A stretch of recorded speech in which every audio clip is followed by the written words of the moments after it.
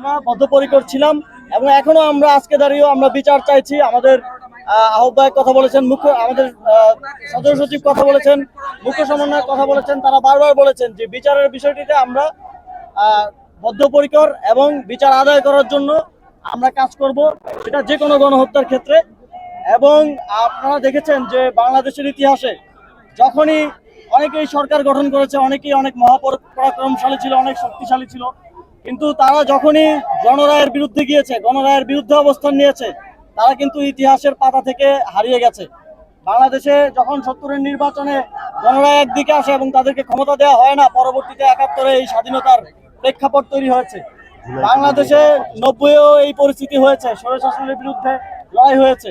১৭ বছরের নিষ্পেষণের পর মানুষ যখন তাদের কথা বলতে পারছিল না, জনগণের রায়ের বিরুদ্ধে যখন বারবার সরকার গঠন করে ফ্যাসিবাদী শাসন কায়েম করা হয়েছে, তাদেরকে কিন্তু পদদলিত করা হয়েছে এদেশের গণঅভ্যুত্থানের মধ্য দিয়ে।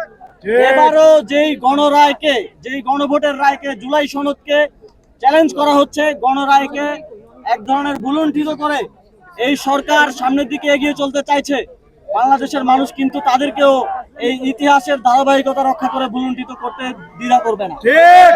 আমরা তাদেরকে বলতে চাই যে অবশ্যই এত রক্তের বিনিময়ে যেই সংস্কার এবং যেই নতুন বাংলাদেশের স্বপ্ন আমাদের শহীদের পরিবারেরা দেখেছে, যেই বাবা মায়েরা দেখেছে, আহত সহযোদ্ধারা দেখেছে, সেটা বাস্তবায়ন করতে হবে। এবং এই জনরায় বাস্তবায়ন না করলে বাংলাদেশের যেই ৭০% জনগণ গণভোটে হ্যাঁ ভোটের পক্ষে ভোট দিয়েছে, তারা কিন্তু রাস্তায় নামতেও দ্বিতীয়বার ভাববে না। সুতরাং আপনারা জনগণের পক্ষে আসুন, যাতে আমরা সবাই মিলে একসাথে সুন্দর বাংলাদেশ করতে পারি। যদি জনগণের বিপক্ষে যান, তাহলে আমাদেরকে জনগণকে নিয়ে স্বাধীনতা রক্ষার জন্যই আবার মাঠে নামতে হতে পারে। আপনাদের সবাইকে ধন্যবাদ। আসসালামু আলাইকুম।